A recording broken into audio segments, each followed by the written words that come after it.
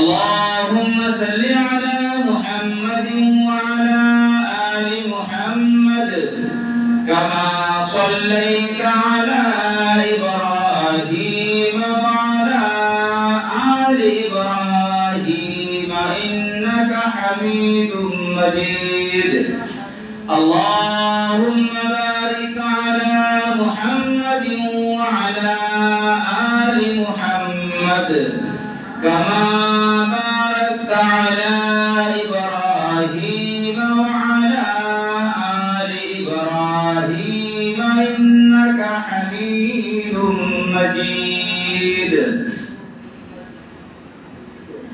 میرے محترم بزرگوں اور دوستوں حاضرین جمعہ، اللہ جل جلالہ وعم نوالہ کا بہت ہی بڑا احسان ہے کہ اللہ تبارک و تعالی نے ہم سبوں کو نماز جمعہ سے قبل کچھ دیر دین کے بعد کہنے اور سننے کی توفیق عطا فرمائی۔ اللہ تبارک و تعالی سے دعا کیجئے کہ اللہ تعالی ہمیں 100% سچ اور حق بات کہہ کر پھر ہم سب کو سن کر عمل کی توفیق عطا فرمائے۔ دوستو اور بزرگوں، یہ سفر کا مہینہ رواں دواں ہے اور آج سفر کا چاند کا 27 تاریخ ہے۔ اس مہینے میں ہجرت اللہ کے رسول صلی اللہ علیہ وسلم نے کیا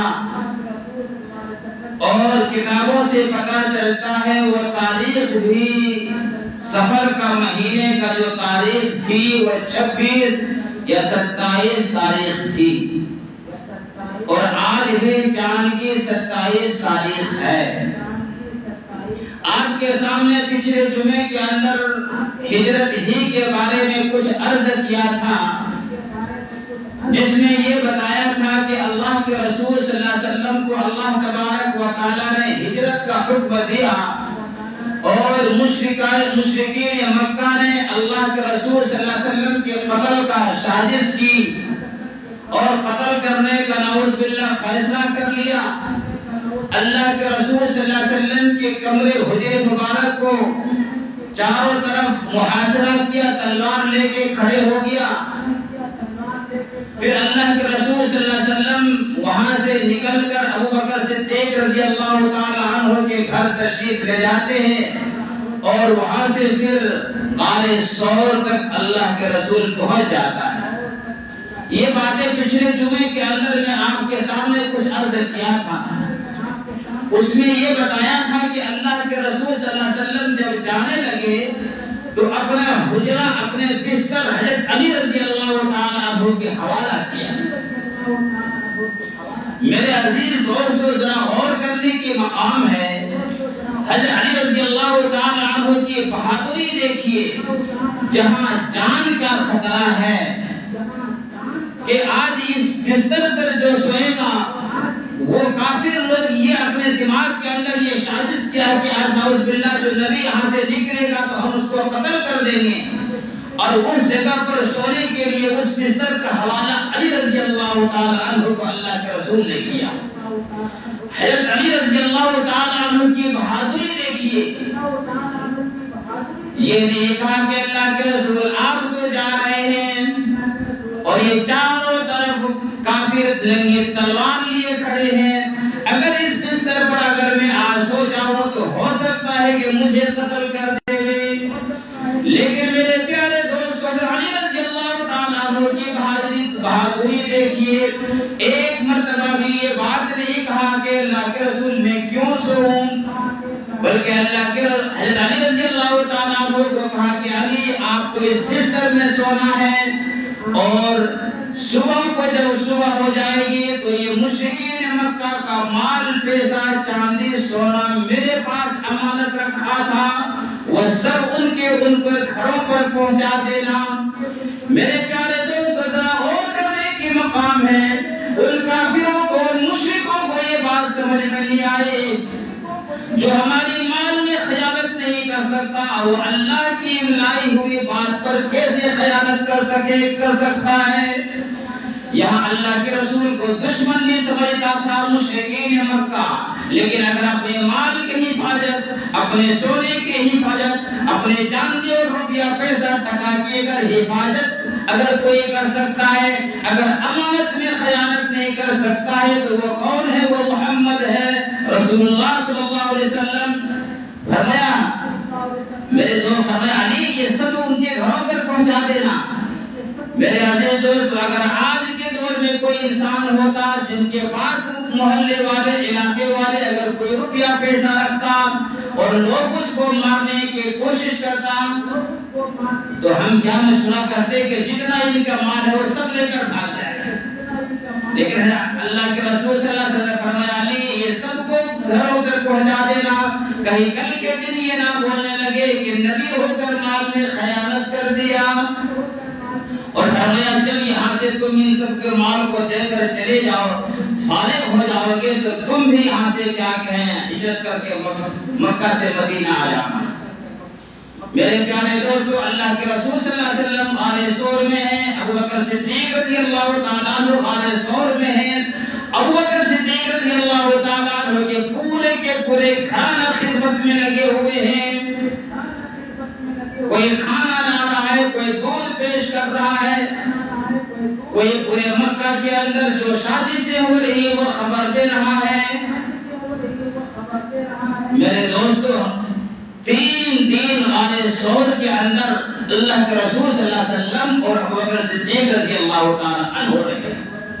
اب غار کے اندر جو واقعہ پیش آیا وہ آپ سننے کے قابل ہیں۔ یہ ہجرت کے واقعہ سے ہمیں کیا سبق ملتا ہے میرے دوستو؟ کہ اللہ تبارک و تعالیٰ کیسے اپنے بندوں کو حفاظت کرتا ہے، کیسے اللہ کی غیبی مدد آتا ہے۔ اللہ کے رسول صلی اللہ علیہ وسلم غار ثور کے اندر ہے، غار کے اندر ہے، ابو بکر صدیق ہے رضی اللہ تعالیٰ عنہ۔ ابو بکر صدیق رضی اللہ تعالیٰ عنہ نے پورے غار کو صاف کیا، وہ جو سوراخ اور جو بل تھا اپنے کپڑا اپنے پگڑی کو نکال کر پھاڑ کر اس سوراخ کو بند کر دیا۔ آپ کو یہ بتا چکا ہوں، ایک سوراخ جو کیا کہ میرے دوست کو کپڑا ختم ہو گیا، لیکن ابھی ایک سوراخ باقی تھا، اس میں ابو بکر صدیق نے اپنے ایڑی کو رکھ دیتا ہے اور اللہ کے رسول صلی اللہ علیہ وسلم کو اپنے گود میں سلا دیتا ہے کہ آ جائیے اب آرام کے کیجئے، تھکے ہوئے تھے۔ اللہ کے رسول سو گئے۔ اب اسی بل کے اندر موجی سانپ تھا اور ابو بکر صدیق رضی اللہ تعالیٰ عنہ کو ڈسنے لگے، برداشت کرتے رہے کہ حرکت نہیں کیا۔ میرے دوستو، برداشت کر رہا ہے کہ اگر حرکت کریں گے تو کہیں ایسا ہو کہ نہیں ہو کہ نبی کی آرام کے اندر خلل ہو جائے، لیکن جب برداشت باہر ہو گیا، برداشت سے باہر، تو ابو بکر صدیق رضی اللہ تعالیٰ عنہ کی آنکھوں سے آنسو، جو اللہ کے رسول جو گود میں سوئے ہوئے تھے کہ وہ آنسو ٹپکا۔ ابو بکر صدیق رضی اللہ تعالیٰ عنہ کی آنکھوں کا آنسو جب نبی کے رخسار پر ٹپکا تو اللہ کے رسول بیدار ہو گئے۔ فرمایا ابو بکر رو رہے ہو، کیا بات ہے؟ فرمایا موذی نے ڈس لیا۔ کہا اللہ کے بندے اٹھایا کیوں نہیں، مجھے جگایا کیوں نہیں؟ فرمایا اللہ کے رسول کہیں آپ کے آرام میں خلل نہ ہو جائے۔ اللہ کے رسول نے فرمایا وہ کس جگہ سانپ نے ڈسا ہے وہ پاؤں ادھر لاؤ۔ ابو بکر صدیق رضی اللہ تعالیٰ عنہ پاؤں آگے کرتا ہے، اللہ کے رسول نے اپنے لعاب دہن وہاں لگا دیتا ہے تو آرام ہو جاتا ہے، شفا ہو جاتا ہے، وہ زہر ختم ہو جاتا ہے۔ میرے پیارے دوستو، سیرت حلبیہ میں پھر ایک عجیب واقعہ لکھا ہے کہ جب کسی کو تکلیف ہوتی ہے، درد ہوتا ہے تو پیاس لگتی ہے۔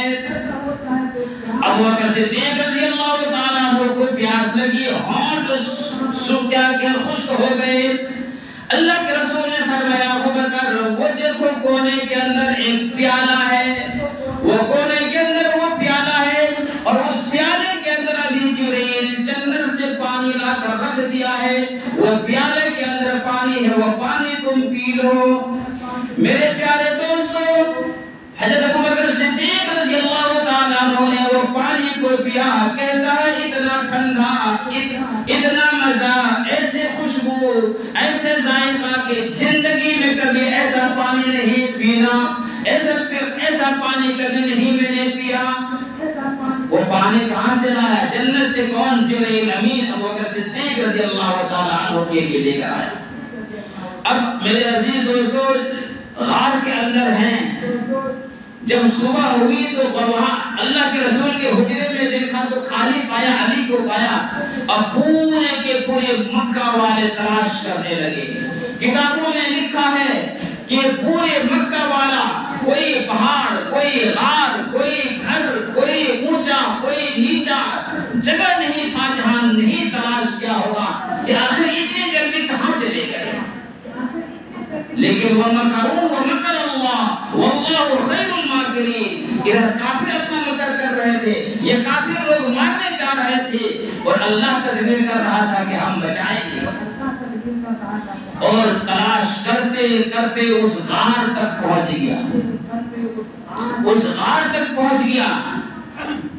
میرے عزیز دوستو یہاں کتابوں کے اندر یہ بھی لکھا ہے کہ جب اللہ کے رسول ابوبکر صدیق اس غار کے اندر چلا گیا، اللہ کے حکم سے مکڑی نے اس غار کے منہ کے اندر اپنے جالا تان دیا، اور کبوتری کو حکم ہوتا ہے کہ اس کے اندر انڈا دے دو، اس جالے کے اندر انڈا بھی دے دیا۔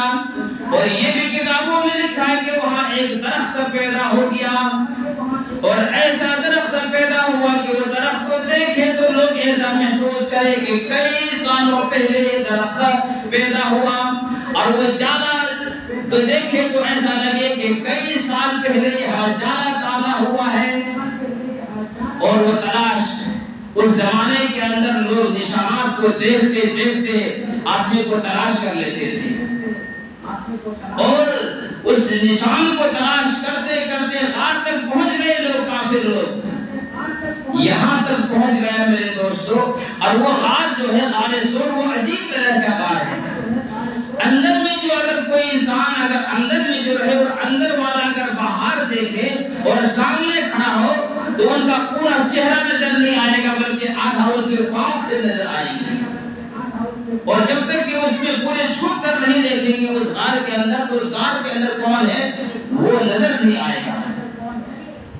میرے پیارے دوستو ابوبکر صدیق رضی اللہ تعالیٰ عنہ نے دیکھا کہ وہ کافر لوگ غار کے بالکل کنارے کھڑے ہیں، کنارے، اور ابوبکر صدیق نے دیکھا کہ ان کے پاؤں نظر آ رہے ہیں۔ فرمایا کہ اللہ کے رسول کافر لوگ کو یہاں تک آ گئے، اگر یہ نیچے اگر چھپ کر دیکھے گا تو ہمیں نظر آ جائے گا۔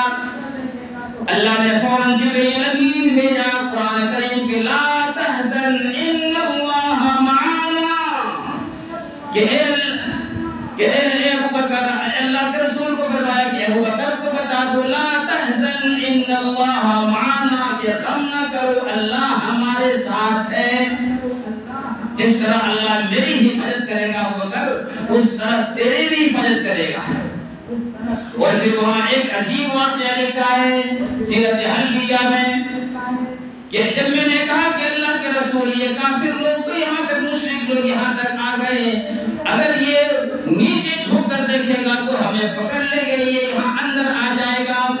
تو اللہ کے رسول نے کیا فرمایا کہ ابوبکر اگر یہ ادھر سے آئے گا تو ہم ادھر سے نکل جائیں گے۔ اے ابوبکر غم نہ کرو، اگر یہ ادھر سے آئے گا تو ہم ادھر سے نکل جائیں گے۔ حالانکہ میرے دوست اس غار کے اندر تو کوئی راستہ نہیں تھا، وہ غار کو گھیرا ہوا تھا، لیکن ابوبکر صدیق رضی اللہ تعالیٰ فرماتے ہیں جب میں نے اس طرف دیکھا جس طرف اللہ کے رسول نے اشارہ کیا، اگر یہ کافر لوگ ادھر سے آئیں گے تو ہم ادھر سے نکل جائیں گے، تو میں کیا دیکھتا ہوں کہ غار پھٹ گیا، غار پھٹا ہوا ہے اور سمندر نظر آ رہا ہے، اور وہاں پر ایک کشتی کھڑا ہے اور ایک ملہ کشتی کو چلانے والا، ایسا لگ رہا ہے کہ وہ ہمارا انتظار کر رہا ہو۔ یعنی ابوبکر صدیق رضی اللہ تعالیٰ عنہ کو تسلی دلانے کے لیے اللہ نے یہ اللہ تبارک و تعالیٰ نے ایک معجزہ دکھایا۔ میرے پیارے دوستو 3 دن اس غار کے اندر رہا اور چاروں طرف کافر لوگ، مشرک لوگ پریشان ہو گئے، تو ایک اعلان کر دیا کہ جو بھی ابوبکر صدیق رضی اللہ تعالیٰ عنہ کو یا نبی پاک صلی اللہ علیہ وسلم کو نعوذ باللہ زندہ یا مردہ اگر گرفتار کر کے لائیں تو اس کو 100 اونٹ انعام ملے گا. اس زمانے کے اندر 100 اونٹ 201 سر کا ابو بکر صدیق رضی اللہ تعالیٰ عنہ کے سر کا قیمت 100 اونٹ لگایا اور اللہ کے رسول صلی اللہ علیہ وسلم کی بھی سر کا قیمت کیا ہے 100 اونٹ لگایا. یعنی جو کوئی گرفتار کر کے لائے گا یا قتل کر دے گا نعوذ باللہ ان کو 200 اونٹ انعام ملے گا. اب سب آدمی اس کے تلاش میں لگ گئے. اب ایک بھی نقطے کی بات علمی بات ہے اگر سمجھیں گے تو انشاءاللہ فائدہ ہوگا. چاہے ابو بکر صدیق رضی اللہ تعالیٰ عنہ کتنوں بھی اللہ کے رسول صلی اللہ علیہ وسلم سے محبت کرے کچھ بھی کر لے لیکن ابو بکر امتی ہی رہے گی. وہ نبی نہیں کرے گا. غلام ہوتا ہے آقا ہوتا ہے. اور یہ بات مشرکین مکہ کافر لوگ بھی جانتے تھے. لیکن میرے پیارے دوستو کیا بات ہے کہ ابو بکر صدیق کی بھی سر کی قیمت 100 اونٹ لگایا اور اللہ کے رسول صلی اللہ علیہ وسلم کی بھی 100 اونٹ لگایا. سر کی کیا قیمت 100 اونٹ لگایا. اگر اللہ کے رسول کی اگر قیمت ایک سر کے 100 اونٹ لگائے تو ان کو 80 لگا دیتے 50 لگا دیتے. ایک علماء نے عجیب بات اس لیے لکھی. دنیا کے اندر پانی عام ہے اور دودھ مشکل سے ملتا ہے اور دودھ قیمتی ہے. 100 روپے 150 روپے اگر خالص دودھ ہو تو 100 روپے لیٹر ملے گا آپ کو اور پانی آپ کو مفت میں اور چاہے تو 5 روپے میں 10 روپے میں آپ کو ایک بوتل مل جائے گا. لیکن اگر وہی پانی اگر دودھ میں ملا دیا جائے تو وہ پانی بھی دودھ کی قیمت پر بکتا ہے.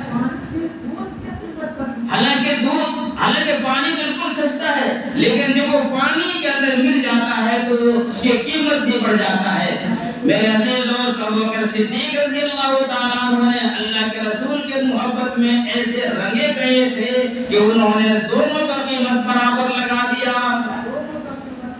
میرے عزیز دوست یہ 3 دن غار ثور کے اندر رہے اور وہاں سے جب نکلا تو میں پچھلے جمعے کے اندر بتایا کہ حضرت ابو بکر صدیق رضی اللہ تعالیٰ عنہ نے ایک آدمی کو پیسے دے کے راستہ دکھانے والے کو قیمت دیا تھا کہ 3 دن کے بعد چوتھے دن غار ثور کی طرف اونٹ کو لے کر آنا. اس کا نام لکھا ہے عبداللہ ابن اریقط کو کہا تھا. یہ اس وقت ایمان نہیں آیا تھا مسلمان نہیں تھا غیر مسلم تھا. پیسے دے کر ابو بکر صدیق نے کہا کہ 3 دن کے بعد چوتھے دن غار ثور تک اونٹ لے کر آنا اور خفیہ راستے سے ہمیں مدینہ لے کر جانا. جو عام راستہ استعمال کرتا ہے اس راستے سے نہیں لے کے جانا. ابھی مکہ سے مدینہ جو جاتے ہیں جانے والے گئے ہیں ایک راستے کا نام ہے طریق الہجرہ. اسی راستے پر اللہ کے رسول صلی اللہ علیہ وسلم نے ہجرت کی ہے اور وہاں کے گورنمنٹ نے اس کا نام بھی طریق الہجرہ رکھا. میرے پیارے دوستو جب وہاں غار ثور سے نکلتا ہے اور یہ اعلان ہو گیا کہ جو مکہ جو ابو بکر صدیق کہ اللہ کے رسول کو نعوذ باللہ شہید کر دے گا یا گرفتار کر کے لائے گا اس کو 200 اونٹ انعام ملے گا. اب لوگ انعام کے چکر میں ادھر گھوڑا دوڑایا ادھر گھوڑا دوڑایا لیکن نہیں ایک سراقہ نامی اپنے قبیلے کے سردار ہے لیڈر ہے اپنے قبیلے کے لوگوں کے پاس بیٹھا ہے. ایک آدمی آتا ہے اور کہا کہ ساحل کے راستے میں نے ایسے آدمی کو جاتے ہوئے دیکھا اور لگتا ہے یہ وہی آدمی ہے جن کو مکہ والوں کا تلاش ہے. تو سراقہ کہتا ہے کہ میں اپنے قبیلے والوں کے پاس بیٹھا تھا. اگر اس وقت میں کہتا ٹھیک ہے چلو اس کو تلاش کریں گے اور اگر اللہ کے رسول کو پکڑ لیں گے تو وہ ہمارے قبیلے کے اندر وہ اونٹ تقسیم ہو جائے گا. اس لیے میں نے جھوٹ بولا اور میں نے کہا کہ جس کے تلاش کر رہا ہے یہ وہ نہیں ہے یہ آدمی کو میں نے بھیجا ہے میں نے اس کو دیکھا ہے وہ دوسرا آدمی ہے. اور کہتے ہیں کہ میں تھوڑی دیر اپنے قبیلے کے اندر بیٹھا لوگوں کے پاس اور پھر وہاں سے اٹھا کہا کہ میرا کام ہے اور گھر گیا اور اپنے لوڑنے کو کہا کہ میرا گھوڑا تیار کرو اور میرا گھوڑا کو پچھلی راستے میں سے فلاں جگہ تک پہنچا دو۔ سراقہ اس وقت اپنے زمانے میں گھوڑ سوار کرنے والا نمبر 1 تھا۔ میرے پیارے دوست، سراقہ کہتا ہے کہ میں اپنے گھوڑے کو نکالا، تلوار لی، ڈھال لیا، سب سامان لے کر گھوڑے پر سوار ہو کر جس راستے کی طرف بتایا تھا اس راستے پر اپنے گھوڑا کو دوڑایا۔ سراقہ خود کہتا ہے کہ میں نے جب اتنا نزدیک اللہ کے رسول ابو بکر صدیق رضی اللہ تعالیٰ عنہ کے قریب پہنچ گیا کہ اللہ کے رسول جا رہے ہیں، قرآن کریم کی تلاوت کر رہے ہیں، وہ قرآن کریم کی تلاوت میرے کانوں کے اندر آنے لگی، اتنا میں قریب پہنچ گیا۔ اچانک کیا ہوتا ہے میرے دوست، میرا گھوڑے کو ٹھوکر لگی، میرا گھوڑا گرا اور میں دور جا کر گرا، اور جب میں دور جا کر گرا تو اس وقت جب لوگ سفر کرتے تھے ایک فال نامہ رکھتا تھا، اس کو کرنا ہیروں پر ان سب کو بہت عقیدت ہو جاتا، باتوں پر یقین کرتے تھے۔ فرماتے ہیں کہ میں تیر نکالا اور اس فال کا کہ بھائی کیوں ایسا ہوا، یہ میرے لیے اچھا ہو رہے کہ نہیں ہے؟ تو سراقہ خود کہتا ہے کہ جب میں اس کو تیر کو نکالا تو خان کو نکالا تو اس میں کہا کہ تمہیں کامیابی نہیں ملے گی، لیکن فرماتے ہیں کہ مجھے 200 گھوڑے کا 200 اونٹ کی لالچ تھا، اور جب میں وہاں دیکھا کہ میرا گھوڑا بھی صحیح ہے، ان کے پاؤں بھی صحیح ہے، یہاں راستہ بھی صحیح ہے، لیکن یہ گھوڑا کیسے گر گیا؟ فرماتے ہیں پھر میں گھوڑے پر سوار ہوا اور بالکل نزدیک پہنچ گیا۔ اللہ کے رسول تو اطمینان سے جا رہے ہیں، لیکن ابو بکر صدیق کبھی دائیں کبھی بائیں کبھی پیچھے مڑ مڑ کر دیکھتا ہے اور کہنے لگا کہ اللہ کے رسول یہ نزدیک آ گیا۔ اللہ کے رسول نے فرمایا ابو بکر ہرگز نہیں کلا، ہمارے تک یہ نہیں پہنچ پائے گا۔ سراقہ فرماتے ہیں پھر ایسا ہوا کہ اب کہ میرا گھوڑے کا اگلا والا حصہ پاؤں گھٹنے تک زمین کے اندر دھس گیا۔ 3 مرتبہ ایسا ہوا۔ فرماتے ہیں کہ چوتھی مرتبہ ایسا ہوا کہ جب میں بالکل نزدیک پہنچ گیا تو اللہ کے رسول نے آسمان کی طرف اپنے نگاہ کو اٹھایا اور نہ جانے اس وقت کیا دعا مانگی۔ میرے عزیز دوستو، اللہ کے رسول نے فرمایا اللہ ان کے شر سے آپ جس طرح ہمیں چاہتے ہیں ان کی حفاظت کیجیے۔ میرے پیارے دوستو، تیسری مرتبہ سراقہ خود کہتا ہے میرے گھوڑے کا بالکل سینے تک زمین میں دھس گیا اور میں لڑکھا کر دور جا کر گیا۔ میں نے آواز دیا کہ وہ جانے والے مسافر، میں آپ سے امن چاہتا ہوں، میں آپ کو نقصان نہیں پہنچاؤں گا، آپ میرے لیے دعا کریں۔ سراقہ فرمانے لگے کہ کہیں ایسا نہ ہو کہ میرے لیے بھی دعا کر دے اور میں بھی زمین کے اندر گر جاؤں۔ اللہ کے رسول صلی اللہ علیہ وسلم نے میرے عزیز دوستو، اللہ کے رسول نے پوچھا کہ ابو بکر پوچھو تو یہ کس لیے آیا تھا؟ اللہ کے رسول نے جواب نہیں دیا، بلکہ اللہ کے رسول نے ابو بکر صدیق کو کہا کہ پوچھو وہ کس لیے آیا تھا؟ کہا کہ میں انعام کے چکر میں آیا تھا، آپ کے سر کے مکے والے نے ایسے ایسے انعام رکھے ہیں۔ فرمایا تم کیا چاہتے ہو؟ فرمایا میں امن چاہتا ہوں۔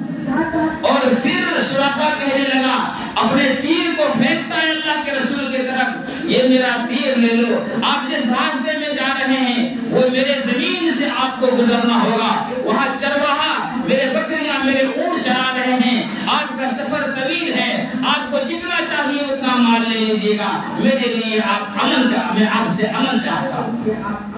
ہائے میرے دوستو، ابھی ایمان کے چکر میں آیا، انعام لینے کے چکر میں آیا تھا اور ابھی اللہ کے رسول کو مال دینے لگا۔ اللہ کے رسول نے فرمایا ابو بکر ان کو کہہ دو کہ تمہارے مال کی ضرورت نہیں ہے، لیکن ایک بات یاد رکھو کہ تم اپنا منہ کو بند رکھنا کہ کوئی بھی اگر کسی کو اس راستے کا خبر نہیں دینا۔ میرے عزیز دوستو، اللہ کے حضرت سراقہ کہتا ہے کہ میں نے کہا کہ اب اس راستے سے کسی کو میں آنے نہیں دوں گا۔ وہ بالکل اس کا گھوڑا وہاں سے اٹھ جاتا ہے، یہ ٹھیک ہو جاتا ہے اور یہ پلٹ کر جانے لگا۔ سراقہ جب پلٹ کر جانے لگا، میرے دوست کو جبرائیل امین آتے ہیں اور فرمایا کہ اللہ کے رسول سراقہ کو بتا دو، سراقہ کو بتا دو کہ ایک وقت ایسا آئے گا، اے سراقہ، کسرا کا ملک ایران فتح ہوگا اور وہاں کا جو بادشاہ ہوگا اور وہاں کے بادشاہ کے جو سر کا تاج اور جو کنگن سے سونے کا ہوگا وہ تمہارے کلائی میں دیکھ رہا ہوں۔ میرے عزیز دوستو جب یہ بات کہی سراقہ کہتا ہے میرے بدھو آدمی یہ کیا کہہ رہے ہیں؟ فرمایا کہ اللہ کے رسول سراقہ کہتا ہے کہ وہ فارس جو سپر پاور کہلانے والا ہے وہ ملک فتح ہوگا اور وہاں کا بادشاہ کا جو کنگن ہے وہ میں پہنوں گا۔ فرمایا ہاں سراقہ ایک وقت ایسا آئے گا کہ اس کا کنگن تجھے پہنائے گا سونے کا۔ سراقہ بن اس زمانے کے لوگوں کے اندر کتنا ذہن تیز تھا۔ فرمایا کہ اللہ کے رسول آپ ہمیں ایک عمل بھی دیجئے کہ اگر آپ مکہ دوبارہ آ جائیں گے مکہ فتح ہو جائے گا تو مجھے امن ملے گا۔ فرمایا ہاں سراقہ تجھے امن ملے گا۔ فرمایا لکھ کر دے دو کیا پتہ بھول جائیں گے۔ اللہ کے رسول نے اس کو لکھ کر دے دیا کہ اگر جب مکہ فتح ہوگا تو تجھے کچھ نہیں کہا جائے گا۔ آخرکار 8 ہجری کے اندر مکہ بھی فتح ہو گیا۔ اس کے بعد سراقہ کیا کہ ایمان لے آتے ہیں رضی اللہ تعالیٰ عنہ۔ یہاں ایک بات اور عرض کر دوں، اس کے بعد اللہ کے رسول اس دنیا سے پردہ فرما گئے۔ حضرت ابوبکر صدیق کی خلافت آئی، ابوبکر صدیق بھی کیا کہ اس دنیا سے پردہ فرما گئے۔ حضرت عمر رضی اللہ تعالیٰ عنہ کا دور آیا اور حضرت عمر رضی اللہ تعالیٰ عنہ کا جب دور آیا اور ایران فتح ہوتا ہے، مال غنیمت آتا ہے، مسجد نبوی کے اندر مال غنیمت کو رکھا جاتا ہے اور تقسیم ہر ایک کو تقسیم کرنے لگتا ہے۔ میرے عزیز دوست حضرت عمر رضی اللہ تعالیٰ عنہ مال کو تقسیم کر رہے ہیں، مال کو تقسیم کرتے ایران کے بادشاہ کا سر کا تاج اور سونے کا کنگن دیکھا۔ حضرت عمر رضی اللہ تعالیٰ عنہ رونے لگے، اللہ کے رسول کی یاد آ گئے۔ فرمایا اس مجلس کے اندر سراقہ ہے کہ نہیں؟ فرمایا ہاں۔ فرمایا سراقہ تجھے یاد تھا کہ میرے نبی نے کیا پیشن گوئی دی؟ میرے عزیز دوستو اتنا کہنا تھا کہ سراقہ بھی رونے لگے۔ فرمایا ہاں مجھے یاد ہے کہ اللہ کے رسول نے یہی پیشن گوئی دی تھی۔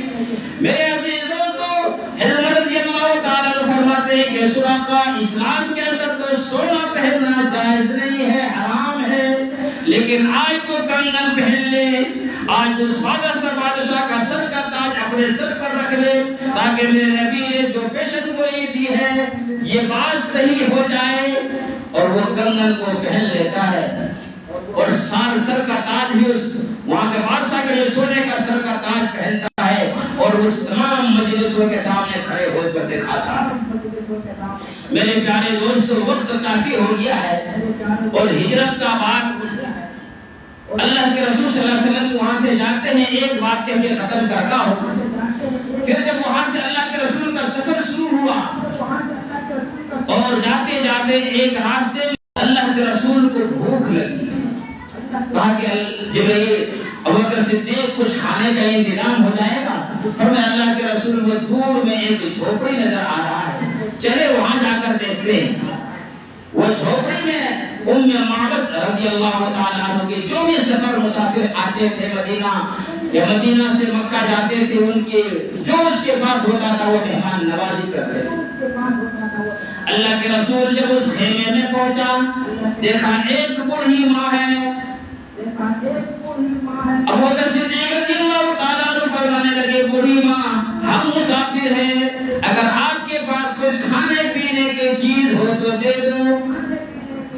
وہ بڑھیا کہتی ہے کہ میں کیا بتاؤں، آج تو میرے گھر کے اندر کچھ بھی نہیں ہے اور میرے پاس جو بکریاں تھی جو اونٹ تھے وہ میرے خاوند چرانے کے لیے لے کر چلا گیا ہے، گھر کے اندر کچھ نہیں ہے۔ اللہ کے رسول نے فرمایا ابوبکر ان سے کہو نا وہ کونے میں ایک بکری ہے اس کا دودھ نکال کر دے دے۔ جب ابوبکر صدیق نے کہا کہ بوڑھی ماں اس بکری کا دودھ نکال کر دے دو، وہ بڑھیا کہتی ہے کہ میں بیٹا اگر وہ بکری دودھ دے سکتی تھی تو میں ضرور آپ کو نوش فرماتا، آپ کو پلاتا۔ میرے خادم نے تو تمام بکری اور اونٹ جو بھی میرے تھا وہ سب چلانے کے لیے لے کر چلا گیا۔ یہ ریوڑ کے ساتھ چل نہیں سکتی تھی، یہ کوئی بیمار ہے، یہ خود بخود کھڑی نہیں ہو سکتی اور آج تک یہ بکری نے دودھ دیا ہی نہیں، یہ کیسے دودھ دے گا؟ اللہ کے رسول نے فرمایا بوڑھی ماں اجازت دینا آپ کا کام ہے، دودھ دینا میرے اللہ کا کام ہے، آپ تو اجازت تو دو۔ کہا کہ اجازت ہے۔ میرے دوستو وہ بکری کو بہت مشکل سے اٹھایا، چل نہیں پاتی تھی۔ اللہ کے رسول کے پاس لا کر کھڑا کر دیا. اللہ کے رسول نے آسمان کی طرف نگاہ کی اور فرمایا اللہ یہ تیرا نبی کئی دن سے بھوکا ہے. اے میرے اللہ تیرا نبی کئی دن سے بھوکا ہے, آج تو اپنے نبی کے لیے دودھ اس بکری سے عطا فرما دے. ابو بکر صدیق رضی اللہ تعالیٰ عنہ فرماتے ہیں اللہ کے رسول کو یہ جملہ کہنا تھا, بکری بالکل تندرست ہو گئی اور تھن کے اندر خود بخود دودھ آ گیا. اور میں نے کہا کہ اللہ کے رسول جلدی اس کا دودھ نکالو ورنہ خود بخود دودھ نکلنا شروع ہو جائے گا. میرے پیارے دوستو اللہ کے رسول نے برتن منگوایا اور دودھ نکالنا شروع کیا. اور جب دودھ نکالتے وہ دودھ کا جب چھاگ اوپر آیا وہ بڑھیا دیکھ کر حیران ہو گئے یہ کیا ہو گیا. اللہ کے رسول نے فرمایا ابو بکر پہلے اس بڑھیا کو دو کہ یہ دودھ پیے. پھر اللہ کے رسول نے دوبارہ اس دودھ کو نکالا, فرمایا ابو بکر تو پی. پھر اپنے غلام کو سب کو پلایا. پھر اللہ کے رسول صلی اللہ علیہ وسلم نے پیا. میرے عزیز دوستو یہاں سے پھر یہ قافلہ چلتا ہے. شام کے گھر کے اندر جب اس کے خادم ابو معبد آتا ہے تو جو ہی میرے دوستو خیمے میں آتا ہے خوشبو پھیلے ہوئی ہے, خیمے کا رنگ بدلا ہوا ہے. فرمایا کہ آج ہمارے ہاں کون آیا تھا. میرے دوستو وہ ابو معبد معبد رضی اللہ تعالیٰ عنہ کہتی ہے کہ ایک مبارک مہمان آئے, یعنی اللہ کے رسول کے حلیہ مبارک اس طرح بیان کیا نہ کسی صحابی نہ کسی تابعین نہ کسی محدث نے اس طرح اللہ کے رسول کو حلیہ کو بیان کیا جس طرح معبد نے بیان کیا. اس کے بعد اس کے شوہر نے کہا ہمارا یہاں جھوپڑی کی اس راستے کے اندر جھوپڑی خیمہ لگانے کا مقصد کیا ہے. ہم نے پڑھ چکا ہے کہ آخر نبی اس راستے سے گزرے گا, اس لیے تو ہم نے یہاں جھوپڑی لگایا تھا اور یہ وہی شخص ہے جو مکے والے تلاش کر رہا ہے. فرمایا کہاں گیا. فرمایا کہ یہ مدینہ کے راستے میں گیا.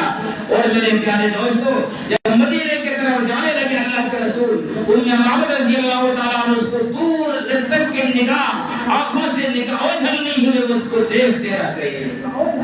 اور پھر یہ دونوں مدینہ چلتا ہے, بعد میں یہ بھی ایمان لے آتا ہے. اور وہاں سے جب چلتا ہے مدینے والے ادھر انتظار کر رہے ہیں, مدینے والے روز نہا دھو کر تیار ہو کر آتے ہیں.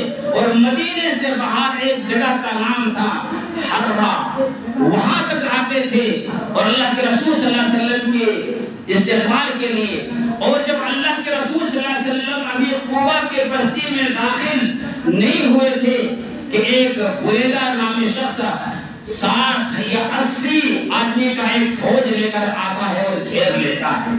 اللہ کے رسول صلی اللہ علیہ وسلم نے فرمایا, اللہ کے رسول نے اس کو پہل کر دیا کہ من انت, تو کون ہے. کیونکہ وہ انعام والا جو کہ 100 اونٹ 200 اونٹ کا انعام کا جو لالچ تھا وہ پورے علاقے میں پھیل گیا تھا.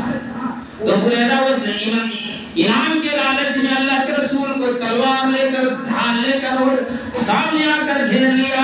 اللہ کے رسول کی جب نبوت کے چہرہ اس پر پڑتا ہے, بریدہ کو کہتا ہے من انت, تو کون ہے. انہوں نے کہا انا بریدہ, میں بریدہ ہوں.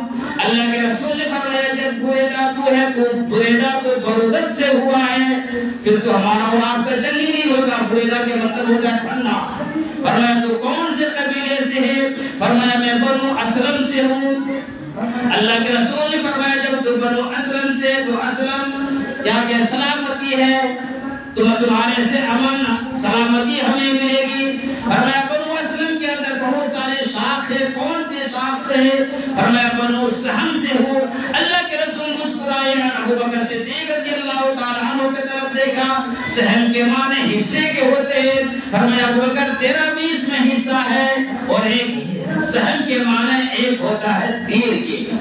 میرے عزیز دوستو اس کے بعد جب بریدہ نے اس طرح اپنے نام کے معنی سنے, اپنے قبیلے کے تعریف سنے, تو فرمایا کہ میرے تعریف کو آپ نے بتا دیے, ذرا یہ بتائیے آپ کون ہیں. فرمایا انا محمد الرسول اللہ, میں اللہ کے رسول ہوں. میرے پیارے دوستو بریدہ کہنے لگا جب آپ اللہ کے رسول ہیں تو اپنا ہاتھ آگے بڑھائیے. بریدہ ہاں اللہ کے رسول ہاتھ آگے بڑھاتا ہے اور بریدہ اس پر ہاں ایمان لے آتا ہے اور زور سے کہنے لگا اشہد ان لا الہ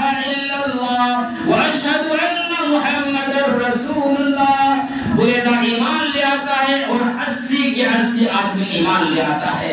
انشاءاللہ زندگی باقی رہی، اس کے بعد وہاں اللہ کے رسول نے ایک مسجد بنوائی جسے مسجد قباء کہتے ہیں۔ اس مسجد کے بھی بہت بڑی فضیلت ہے۔